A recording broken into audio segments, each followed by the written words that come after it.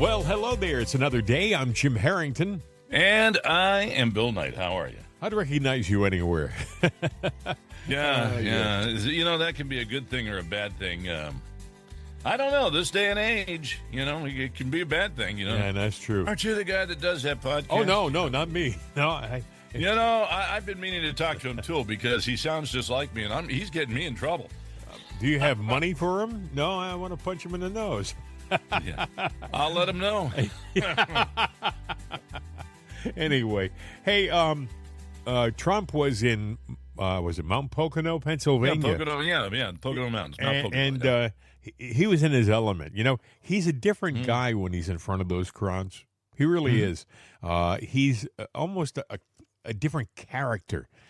He's much more outgoing and flamboyant, and he really gets into what the crowd is into. And he was talking about Ilhan Omar, right? I got to play this for you because he doesn't pull any punches. Yeah. Listen. Do we have any individuals from Somalia in the group? Please raise your hand. That's for Minnesota, That's called the Great Big Minnesota Scam with one of the dumbest governors ever in history.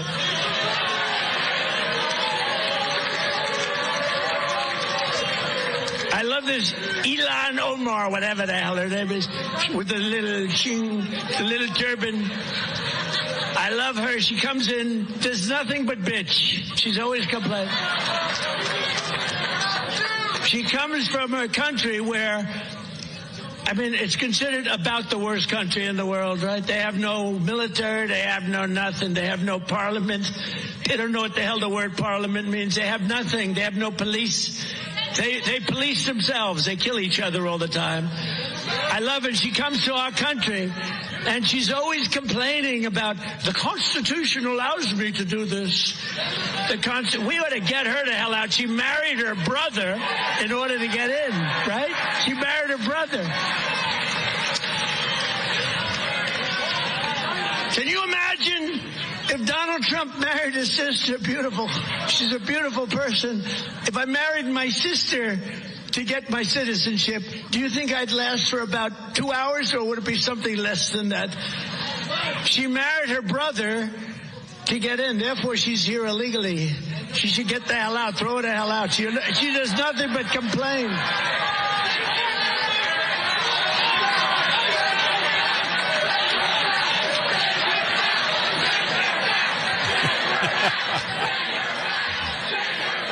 He was having fun last night. Yes, he was. He really was.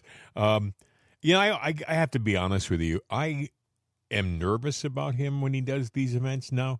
I can't You say that. I cannot watch the whole thing because I don't trust the events anymore, and I don't trust his security. I'm sure it's bigger now because he's president, but he's compromised, but I don't. All the security in the world is not going to protect him. Because one rogue person can get through. And I think he's of the mind, his days are numbered, and not by health or his own being, but he's a target. Whether it's now or after, he's an example by the left to show. And I think he knows that. And I also think he knows that as long as he lives, the right cause stays civil, which we have. We've taken a lot of mudslinging, name-calling, kicking, abuse, whatever you want to say. Even the left says they don't do that. All I tell you to do is go look at social media. Everything comes from the left. It is the left people that are sitting there throwing it out there. They are slinging the mud, doing they're nattering nabobs of negativism, as Spiro Agnew once said. And that is what they're doing. And I think that if something happened detrimentally to Trump, because they want to make an example, and somebody hits him, all bets are off. I agree. Bets are off. I agree. I think that you heard the crowd there. I have to tell you, when they announced that he was going to speak in Mount Pocono, I thought, how's he going to get a crowd? It is a Tuesday night. It's cold. It's a big auditorium, apparently. He packed the place, and they were standing outside again in the cold. And I thought, well, that's amazing.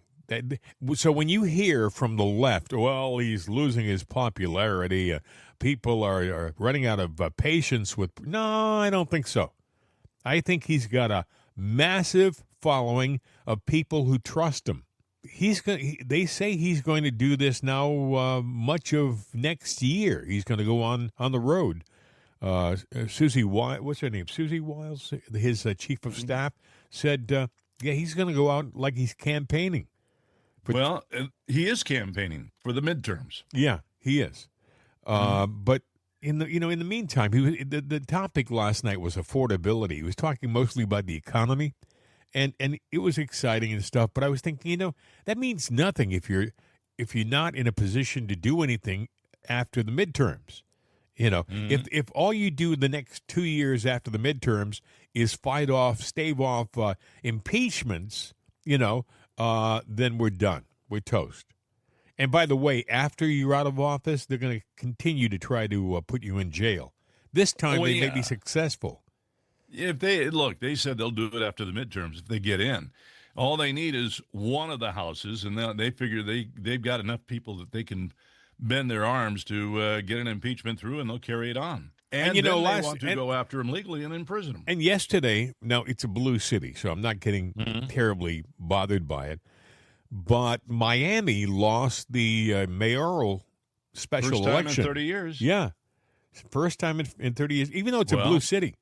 Yeah. So, but Bill, by the way, he called and endorsed the Republican candidate over the weekend. It didn't apparently do any good. Well, you've got that. You got Crockett, who, the numbers, I ran them. She doesn't have a snowball's chance in hell to win. But that, with that said, there's plenty of time between now and then. And that's a 30-year stalemate, too. And the Democrats know how to go in and be the underdogs and flip. And that should be an alarm to you, because every time they flip, they're in an underdog situation, can't win, but they do. But I will ask you a question here, because we had this special election. Well, the only exception would be what happened in Nashville last week. They didn't win there, No, but they're trying to flip it. They're challenging the election. They're saying, no, that we had late ballots that didn't get counted. And I'm going, and that's the other way. Even after the last election, where we won in a lot of areas, even in Pennsylvania, they went back and challenged. Well, they do that to everything. And by the way, Bill, I'm not worried, because it was almost 10 points that the Republican won by. So even if they lose a couple of points, hypothetically, and not every mail-in ballot is going to be for the opposition. But what they're doing is, it's a news story, and it's a negative story that they will sit there in ballyhoo. One of the things that I think affects elections, especially these special elections, well, I know it is. It's the news. And, there were some big stories out there and I had just had it on the tip of my tongue, and I forget the major story that has been playing out. But either way, is it the Ukraine? There's a lot of stories happening. Well, right there's now. The Ukraine. It's right in the tip of my tongue, and I'm sitting here. What I'm saying is, there are major news stories out there. You look at the Seditious Six, and you look at that, and different stories that all of a sudden, are right before or during an election that put taint out there. And just enough taint to make people pause and go, and maybe get somebody to go the other way. It's not that anything is real, but they just want to put it out there. And it's everything that they do is time. I was listening to another podcast last night, and they had a guest on, Patrick Byrne. He had an interesting background. He apparently worked in the CIA. He said, Trump is getting a lot of bad advice. And this goes to what Lara Logan said about snakes in your garden. There are people who are advising Trump right now who are, some of them are decent people, but they're compromised, meaning the other side has stuff on them. Maybe pictures of them in rooms with, ladies of the night, things like that. And so they're not getting they're not getting honest, solid advice from some people that he's counting on. And that's bad. That's bad for us. Case in point, Venezuela. Burns said, we have to have a change there, but we have to get Machado in. Not apparently, there's two women who would be vying to fill the seat. Machado is the one who won the Nobel Prize, and apparently she's really rock solid and she's honest. Then there's another woman apparently who is more political and controlled, and there's a faction in our government that wants her to get into Maduro's place and not Machado, and they also don't want there to be bloodshed. They don't want our troops to go in. They think that Burns said that you can get Maduro out of there now. He wants to leave, but he wants to leave with a few of his buddies, And Trump is apparently saying, no, you'll be lucky if you can get on a plane by yourself. But apparently Trump is doubling down. And Burns said, don't double down. Get him out. Let him go. And by the way, he even said, give him some money. He wants to take some money. He wants to live fat on the you got it. They've stolen it. It's there. Let them take some of their money. Go live in Turkey somewhere, and they're done. And nobody dies. But apparently there's a lot of back and forth going on that we don't see, and something's going to happen. And it's important, he says, that we get Venezuela because there is a lot of information, for example, about the 2020 election in the United States in Venezuela. Right. A lot. There are people in the U.S. who don't want a change in government there because they'll be found out. Folks, this is one of those shows where I have so much to tell you that I kind of... But you don't know where to start. Yeah. We have Venezuela. We have the problem there. Ukraine right now is in a pivotal point. Finally, the New York Times of all newspapers came out with an editorial saying Zelensky's got to go. He's a crook. Finally. I'm paraphrasing big time, but that's essentially what they said.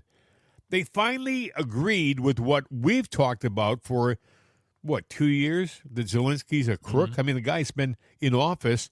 He ran out of time as far as his presidency goes a year ago, and he said, I'm staying in for military reasons. We're in the middle of a war and a martial law. I'm the guy, and that's it.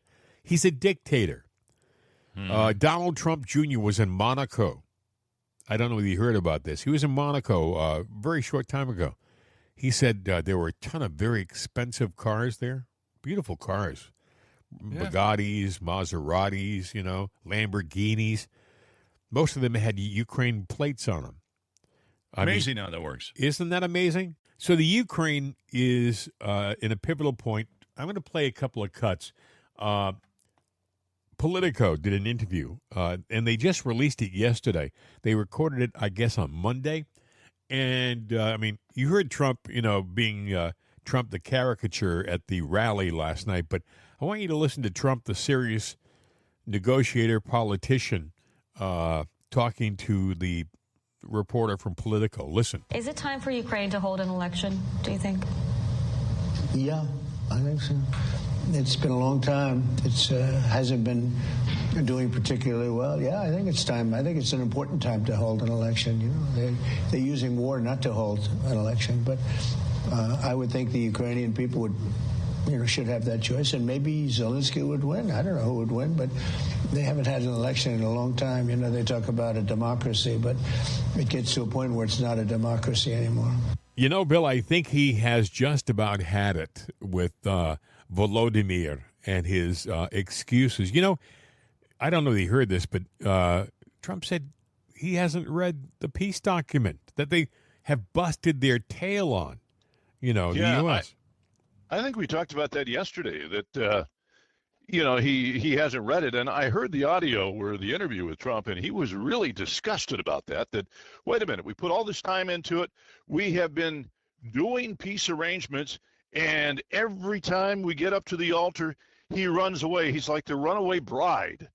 You know, he just he doesn't want to do it because I think he knows he won't be in power. He knows that his reign of getting all this money that he's getting, because it's not his salary from the Ukraine that he's living on. It's the money that's lifted out of the coffers that's going to the war machine there.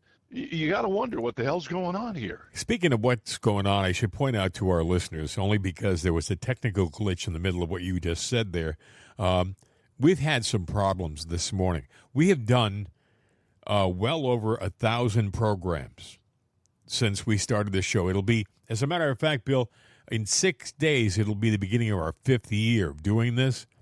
Yeah. We have never had the technical snafus that we had this morning. And dare I say, I'm just going to say it, I think that it's interference.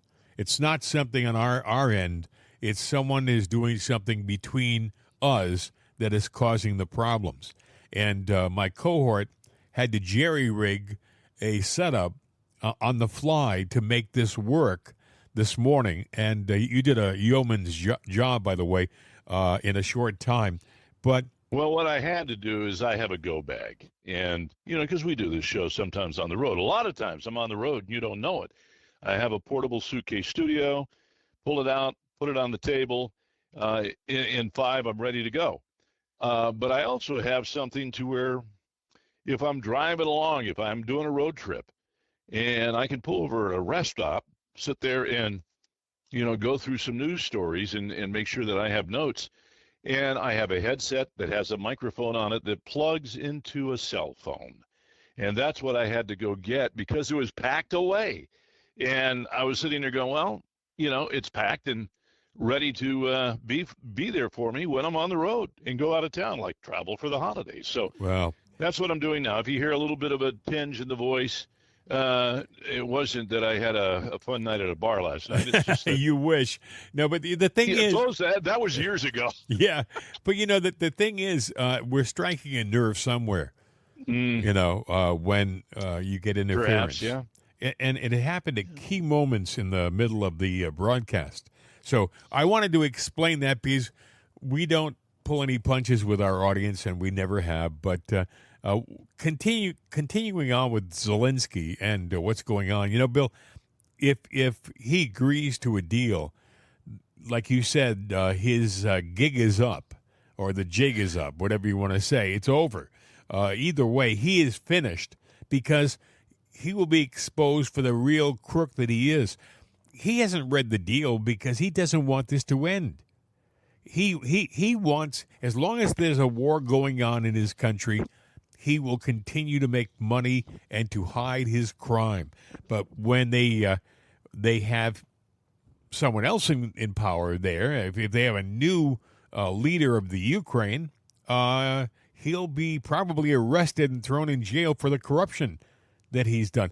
They say that the people on the street would never vote him back into office right now. They don't like him in the Ukraine. And that's the problem. Yeah. I think, you know, he's got to be guaranteed, and you can't, I was going to say you can't guarantee an election, but perhaps, you know, there's proof that you can. He wants a guarantee that he's going to be president again. I mean, you know, because this piano playing comic, that we're not even going to go into the pun line on that, you know, thinks that he is now a political leader. And I don't know really, you know, looking back at the news, you might say, oh, he did this and did that. He's done nothing. Yeah, he has done nothing. As a matter of fact, some more of Trump's interview with Politico will show you just how disgusted Trump is with him. Your team has been going back and forth between Putin and Zelensky with various drafts of a peace deal. Which country right now is in the stronger negotiating position? Well, there can be no question about it. It's Russia. It's a much bigger country. It's a war that should have never happened. Frankly, it wouldn't have happened if I were president, and it didn't happen for 4 years. I watched that taking place, and I said, wow, they're going to cause some problems here. And it started, and it could have evolved into World War III, frankly. I think it's probably not going to be happening now. I think if I weren't president, you could have had World War III. I think you would have had a much bigger problem than you have right now. But right now, it's a big problem. It's a big problem for Europe, and they're not handling it well. They are not handling it well. As a matter of fact, he talks about that too, and I got a couple of more cuts from that interview. Europe doesn't. All they know, I think, is they want it to continue. I really do think that Europe wants it to the war to go on. They're not encouraging this peace plan, Bill. They are they're kind of rooting for continuation of war, which doesn't make any sense. Well, it depends on what you get out of the war. And obviously, we know Zelensky, his wife, got a nice car. Yep. They got nice homes. They got money in the account. When this war first started and all the American money was flying in, there were people there in the administration there that were fleeing the country with suitcases full of money, American money. And, but there are people in this country that aren't concerned about that. It's the sweat off of your back, whether you work for the city, doing road maintenance, or you work at a grocery store, or you do a podcast and maybe make money on that, or you're a doctor, a lawyer, whatever. It is your money. You don't care about how it's spent? No, you should. Yeah, absolutely. Another piece of audio from that interview. Okay. Well, he's going to have to get on the ball and start accepting things. When you're losing, because you're losing. Do you think Ukraine has lost this war? Well, they've lost territory long before I got here. They lost a whole strip of seafront, big seafront. You look at the maps. I've been here for... And he's got, like I said, thousands of troops walking off, deserting. Yeah. You don't hear about that, but it's happening.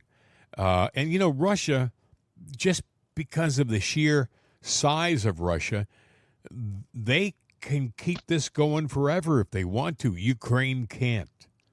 That's why, to a sideline viewer like us, right, it just makes sense. Here's a deal.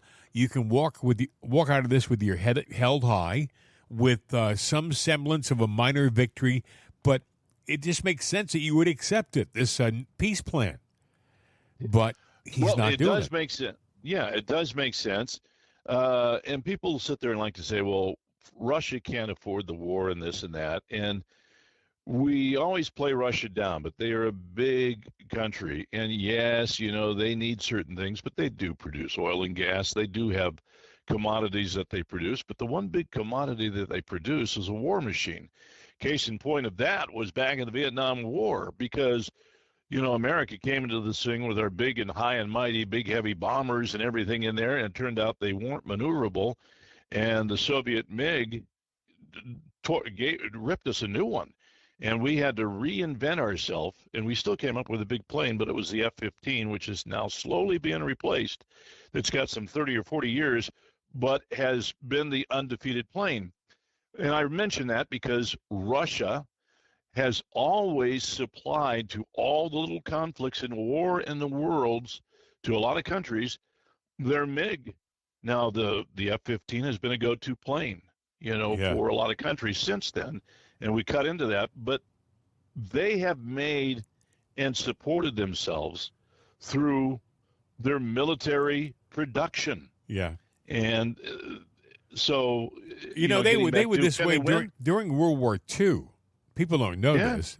During World War II, when they were being bombed and battered by the Nazis, the Russians were so creative, they would literally be able to move their tank facilities from one building to another. Yeah. And they made a tank which was practical. It worked. It was effective. They could make it quickly. It didn't have, for example, the turrets on most tanks are automated. They had machines turn the turret. In the Russian tanks in World War II, to streamline the process of making them, it's a hand crank. There was a crank. Yeah, you cranked it around. You cranked it to the left. You cranked it to the right. You aim and fire, and it worked. And they were effective. Yeah, and you know what? You might say, well, that would be an easy tank to take out. But if you've got, you're instead of facing 100 tanks, you're faced with 10,000 tanks, because they could really pop up these weapons. And, just getting back to the point, a lot of their economy was that war machine. They did other things to get their rubles and everything to fund them, but they're not. Look at some of the palatial things that they have. Their people might suffer, but there is money there.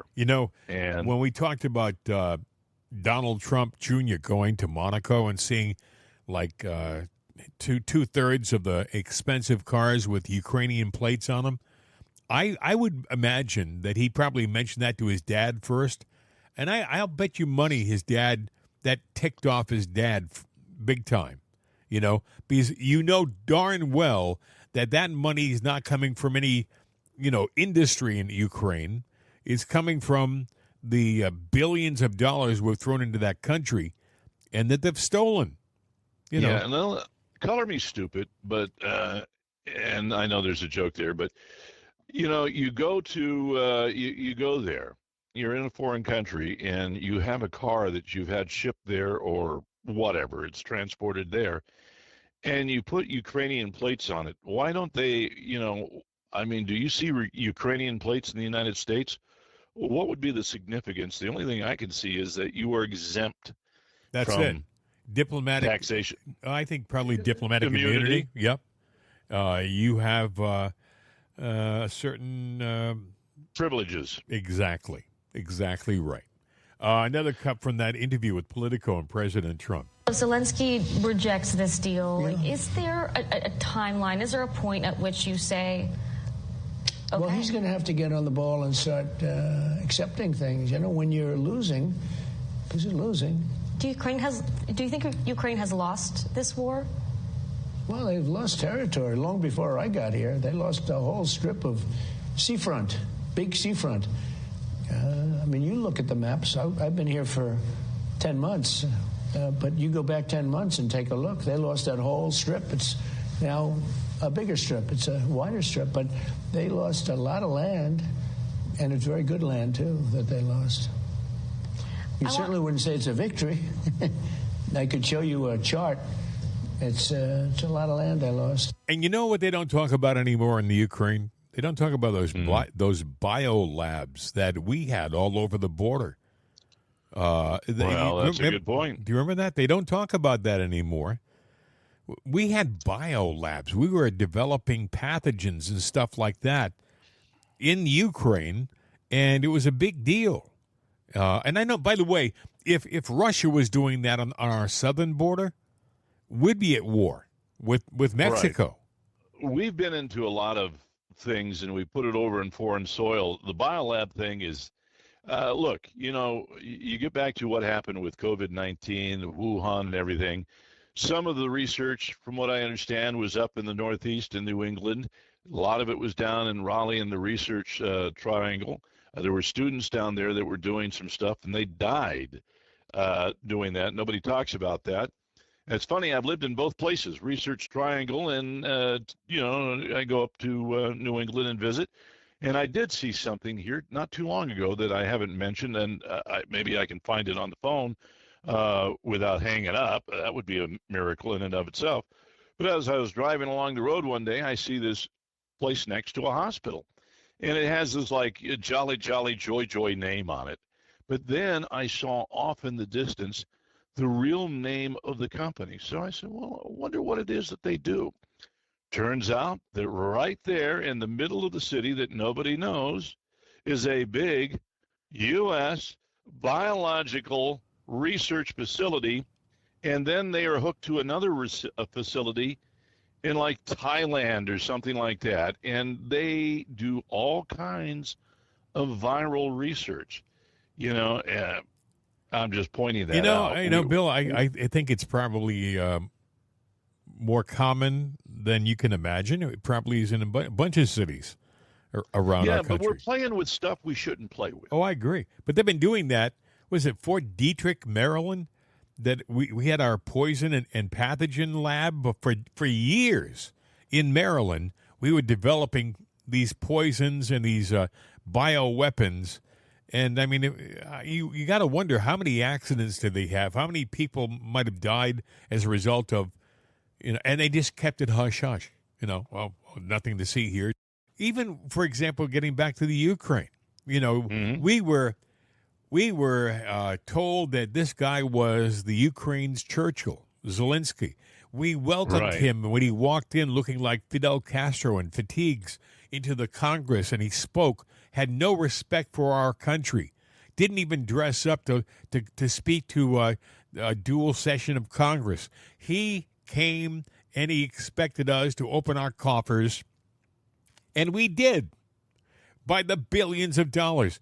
And, we talked about this over a year ago, but you and I, Bill, about how it's a cycle of donation. We give money to them. They take it over to the Ukraine, and then somehow large chunks of that money get shipped back to the U.S., to politicians, to campaign funding and stuff like that. I heard names. I am hesitant to mention the names that I heard that have benefited from the Ukraine war. People. Well, I'm just repeating what I heard, but I heard that Mitt Romney made money on it. I heard that Lindsey Graham made money on it. They're rhinos. Yeah. Yes. Yeah. But you were talking about, we have labs there. We have them here. We hide our bad, and unless there's good medical research coming from it, which it didn't look like, what are we really doing there? Hey, let's take a pause here because our timing's all messed up because of the technical issues that we've had with this program.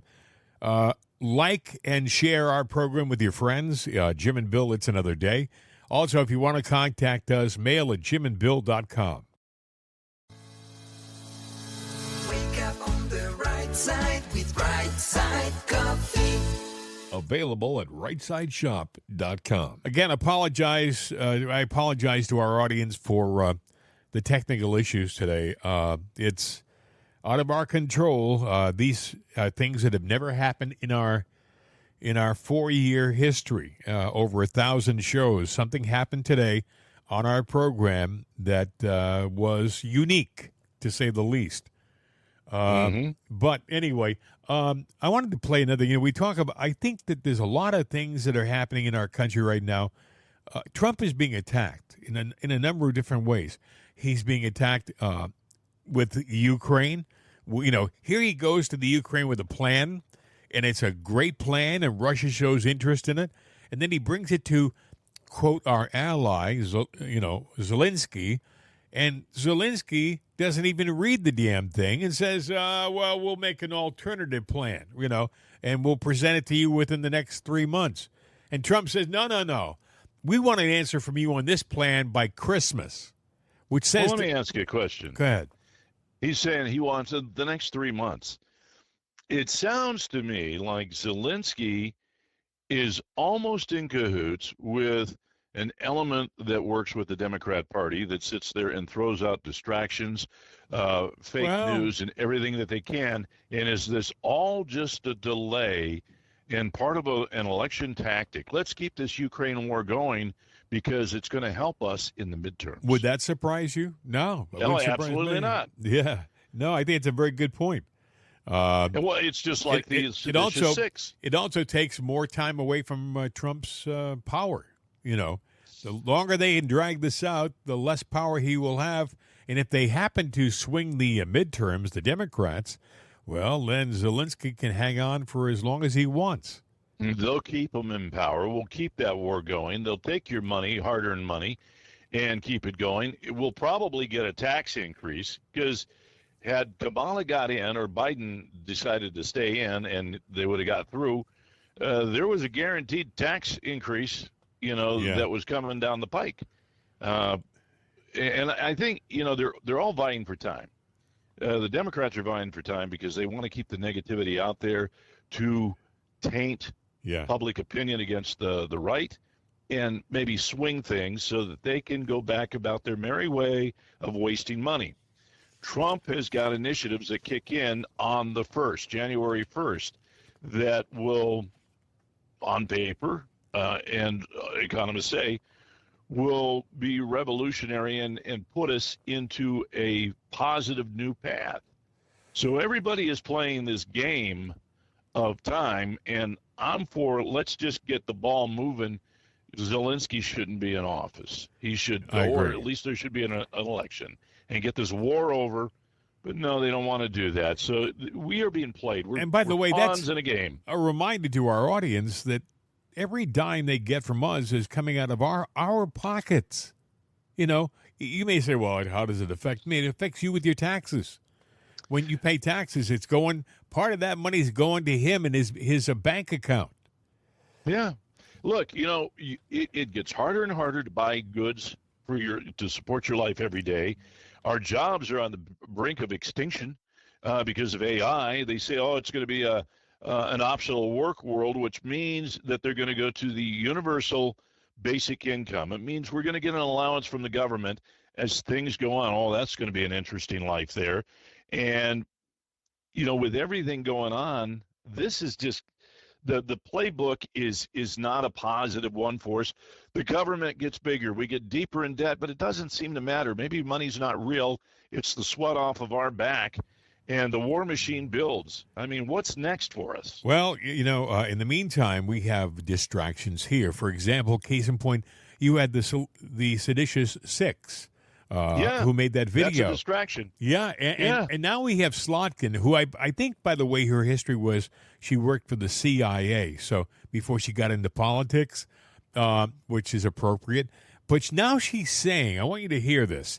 Yeah, now this she's is great. saying this, she was approached by military people who wanted to have Congress straighten out this order situation. They didn't want to take orders that weren't lawful. Now she's saying these mysterious, unmentioned, unnamed military people came up to her in private and said, right, you've got to fix this. Listen. I mean, we made that video, 3 weeks ago or whatever it was. Certainly not thinking that the president would go high and right, as we say at the Pentagon, on it like that. But because there was so many people coming to us who were, on active duty, who were recent veterans, family members of service members, who were coming to us individually. And I'm saying two things. One, I'm concerned, I'm going to be sent in uniform to an American city, like LA, Chicago, Memphis. And I'm going to be asked to do things I either don't think are legal or I'm not trained for. And that's, what do I do? And then this fall, it really turned and it became a lot of people who were involved in the operations around the Caribbean asking those same things. Hey, I'm not sure.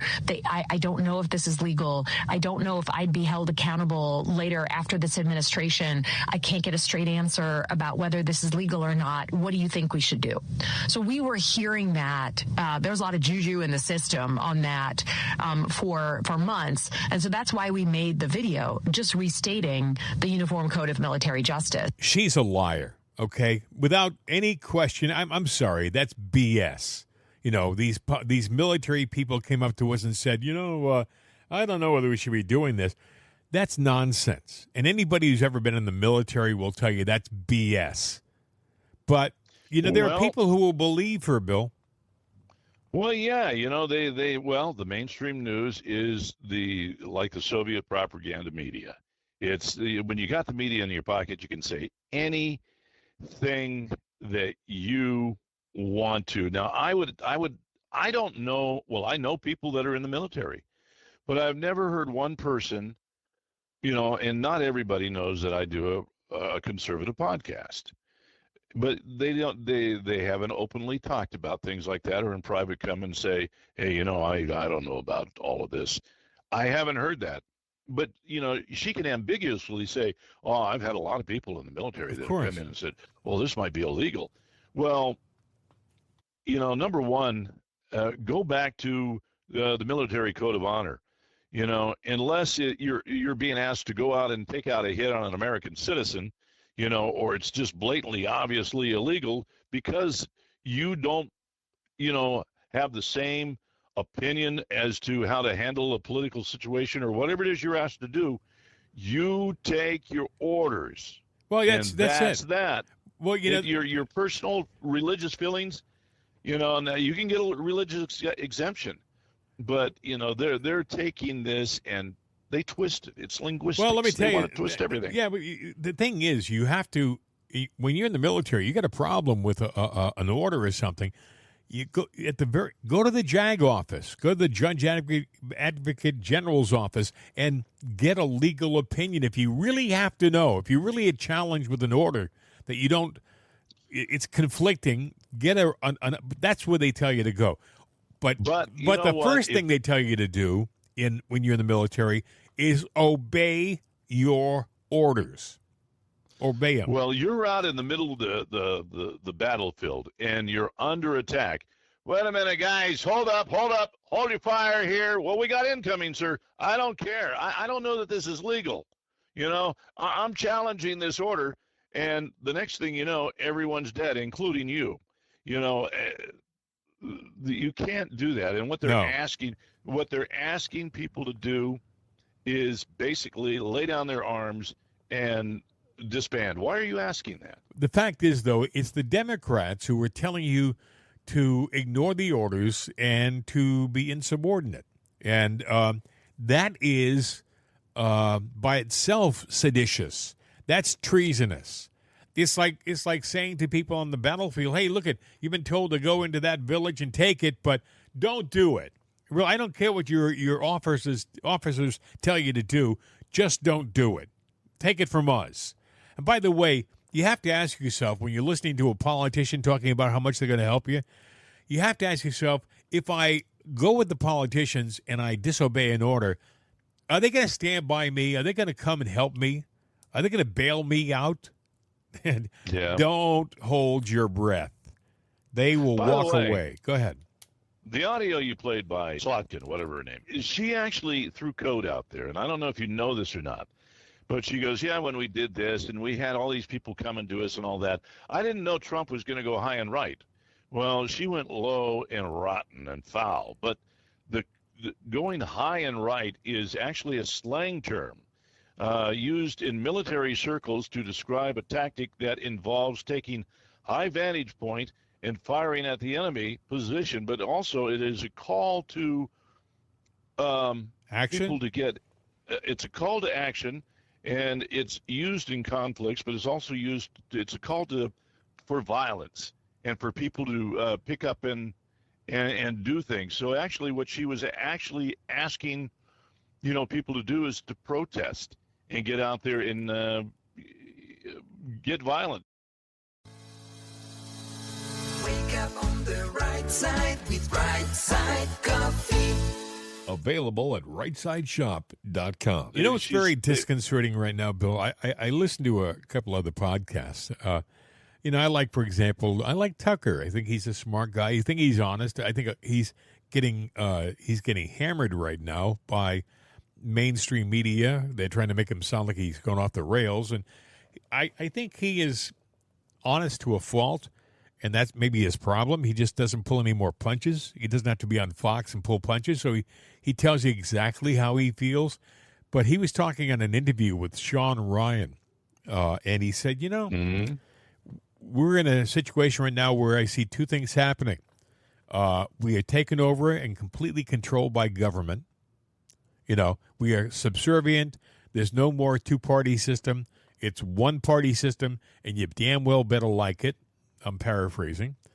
Or the other situation is, and he says, I think we're really going in this direction, is a all-out revolution, a civil war.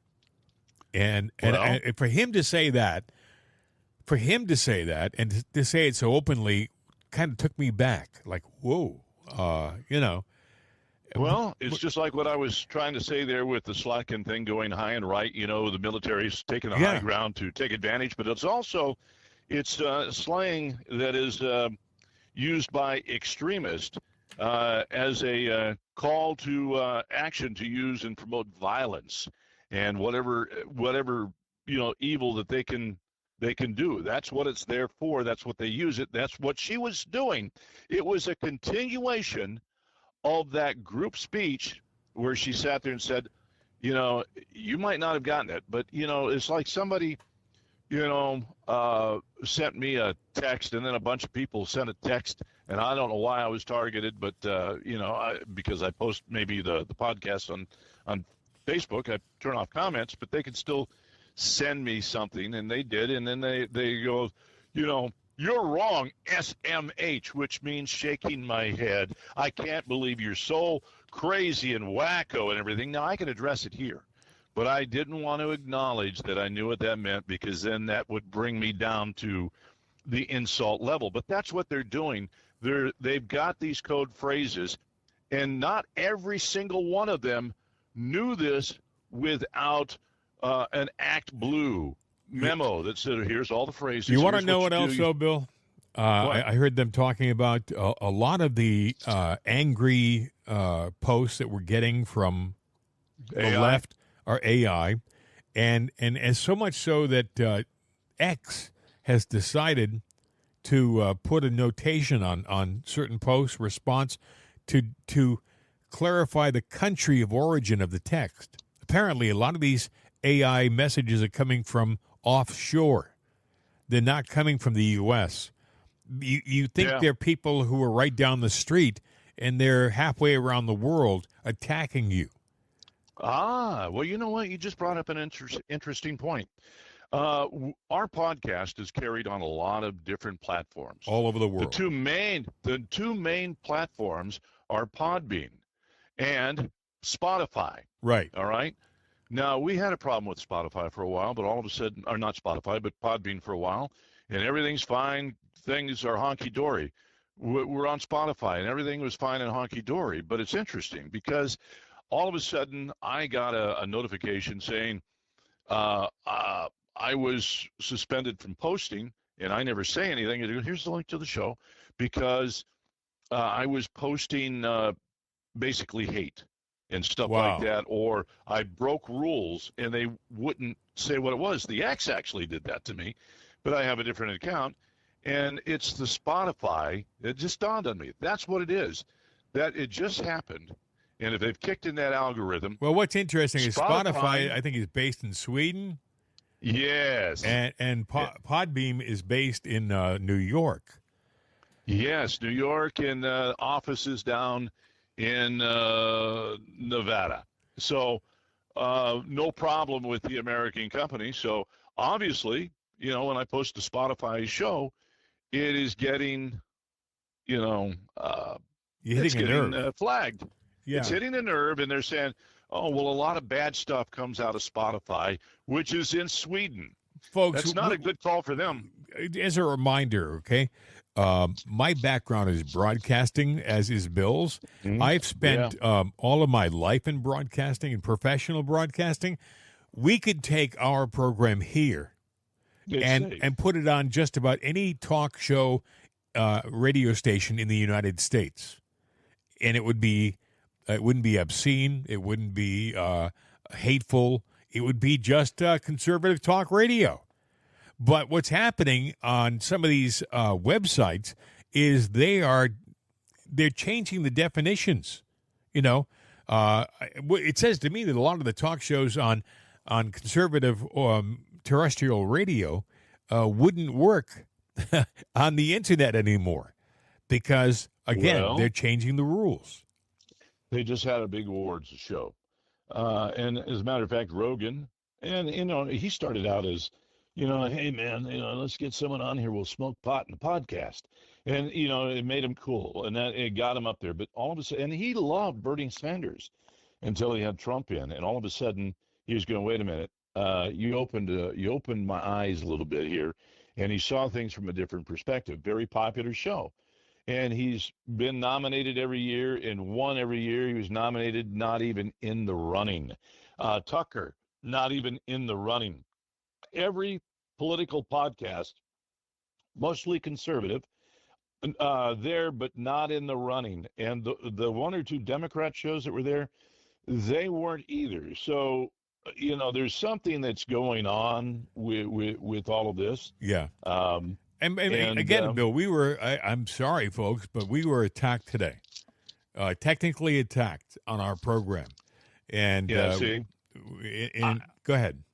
I don't like to draw attention to it because, all of a sudden you sound, to me, if it's an attack or a glitch, there's too many commonalities in the glitches, and it has nothing to do with equipment friends. It's when we're on the thing. So you're going, okay, there's something afoot here. But to sit there, for me, I sit there and go, sometimes I'll blurt out about something. Other times I go, I'm just going to shut up about it because I don't want people to sit there and think I'm Chicken Little going, the sky is falling. But in reality, if you look at the bulk of everything, there are attacks in every front. And if you can't sit there and honestly, or if you can sit there and honestly say, no, there's nothing going on, everything is calm and cool in the world, it's you, then okay, if that's what you believe and think, okay. But that's not what I see going on, and what I read going on, even when I'm at the doctor's office, I got a doctor that's pretty much a neutral center guy, but even he's sitting there going, things aren't right, in the world. So, you say you don't like bringing attention to it, but I think you at times have to, in my opinion. We just did, and so there it is. It's on the table, and but I'll tell you, if you don't see what we've proven today is you can mess around with us, but we're still going to get the darn show up. It's still going to get finished. We have other means of doing stuff. You can pull the plug, you can interrupt our production of the program, but it's only temporary. You know what? Go ahead. No matter what you are, whether you're a soldier on the field, you have an objective, you will overcome to get things done. You got a guy that's sitting there that is an electrician, and he gets into a house and goes, well, the wiring is really screwed up. He will sit back for a second and look at it and go, okay, we can redo that fuse box. We can get around this wiring and rewire. We can, necessity is the mother of invention. If you're serious about what you do, you'll get around it. You'll figure it out. There is a way. There's a path to everything that you want to achieve. And we will keep looking. We'll be like that electrician. We will not stop because it's an important. We figure that we don't make a lot of money doing this, folks. Trust me, we don't. We do this because we have a passion. We believe in our country, and we believe that the truth must be heard. And I think it's also important to get opinions. We have an opinion. You don't have to agree with everything Bill and I say, but it's important you at least hear it. Because all my life I heard opinions from everybody, and it was important to hear their opinions because sometimes it would change mine. Sometimes I go, wait a second, I thought I had the answer, and maybe I'm wrong here. Opinions are good for a healthy society, and when they start clamping down on your opinion, you haven't got a right to say something anymore, then you lose your country and you lose your democracy and you're done. You are toast.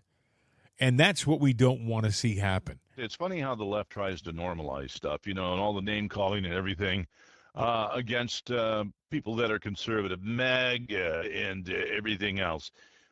But they sit there and try to defend themselves, like on CNN. They were trying to defend the other day, oh, this is normal. And on both sides of politics, remember even when Democrats said that Obama was guilty of war crimes. Excuse me. I have never. And I've never heard him say it. Yeah, never. Never heard the left attack any of their own. They're liars, never. Bill. Yeah, I know, but they're trying to sell it as the norm. Yep. And that will be the next thing you see in a meme out there. Well, we've never, the Republicans are crazy for saying that. We've always called out Obama. And now the next thing you'll have say, Obama will say, yeah, I remember when people, on my own party sat there and said that. He'll dot the I's and cross the T's. Now, honestly, in my opinion, he was guilty of some war crimes, but I never saw or heard that from the left. That was from my observation and maybe talking to like you when we're on the phone going, hey, what do we want to talk about? And can we justify what we're saying? CNN had a roundtable is what essentially what we're talking about. And Scott Jennings, the sole conservative, said, have you guys ever called out Obama? And they all jumped out and said, oh, yes, of course. I want you to hear how that round table That was went. a setup. Listen, Yeah. listen. Did you ever ask or wonder if Obama was committing war crimes? Yes. I mean, I'm do you believe about that, and we spoke about that, but I can still critique these. Do you believe they were? We had a lot of questions about. How far back in history are we going to go? For the record, okay, for the record, there was bipartisan outrage over President Obama's very liberal use of drone strikes. Did anybody say Obama committed war crimes? Hold on a second. Yes, Who? many Did people you? did. Oh. Many conservatives, many liberals did. So it just, my only point about that is that, look, I know we have short memories. I know we have short memories. He's on the board of Netflix. It doesn't seem like anybody is holding it against him. But this was actually a highly controversial thing. Yeah. You were actually, you were there, were you not? You know, Tim Kaine and I spent 6 years trying to change the AUMF. To reform that so that Congress could have a say, because a lot of us were troubled with what was going on with these basically. Did you use the phrase war crimes? No. Okay. No. Were you throwing it around a lot? Have I used one here? We're throwing it around a lot tonight. War with Venezuela. I haven't said that here. We're at war with illegal. We're at war with narco-terrorists. That's amazing. They rewrite history, the Democrats do. They try to convince you that they were telling all of us that Obama was committing war crimes on the left, and they never did that. We have memories, but they sit there bold-faced and look at Scott Jennings like he has three heads and say, "Oh, we were just as hard on Obama as we are on Trump." No, you weren't. You were as quiet as a church mouse. You know, you never. Obama was your golden boy, and you didn't do anything to shake up his image.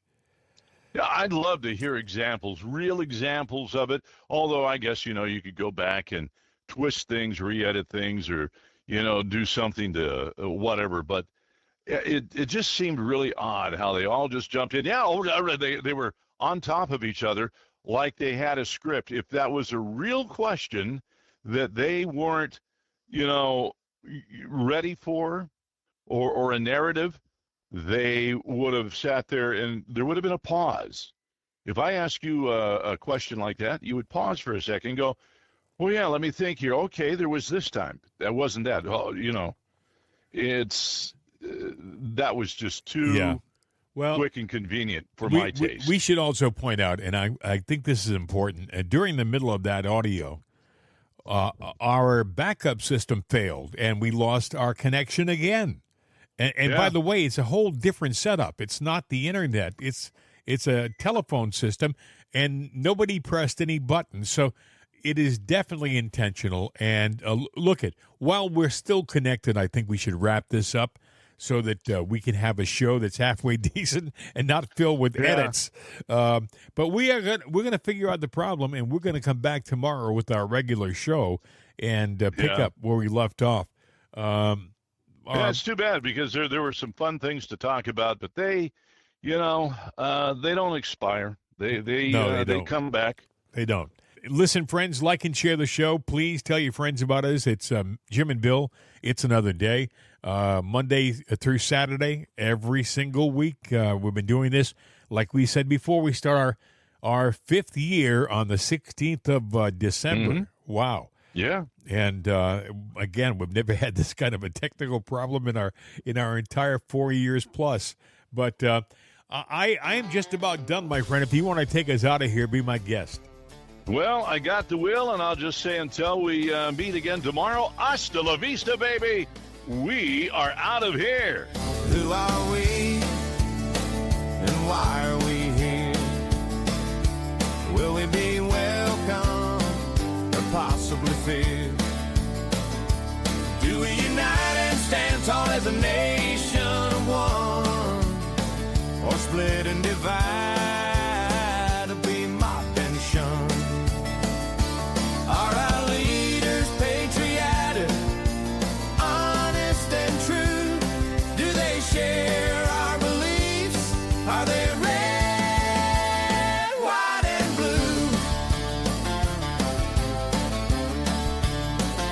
The truth is out there, you just have to search. Settle for less, you'll be left in the lurch.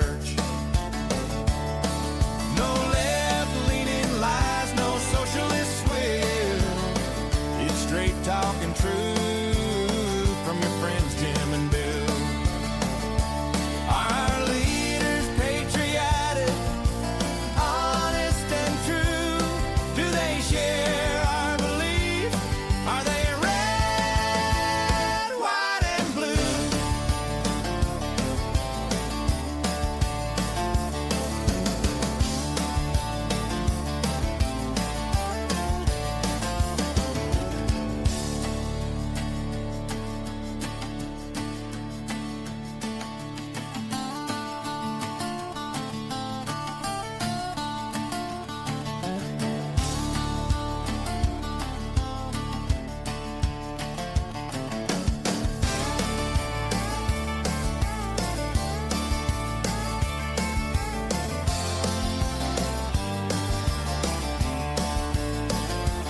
Are our leaders patriotic, honest and true?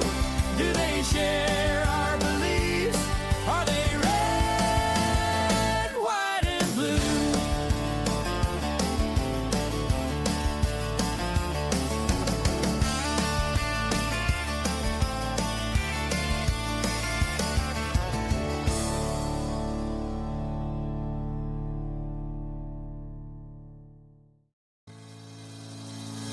Wake up on the right side with Right Side Coffee.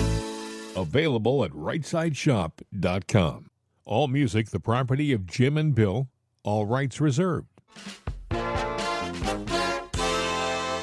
This is CRN America.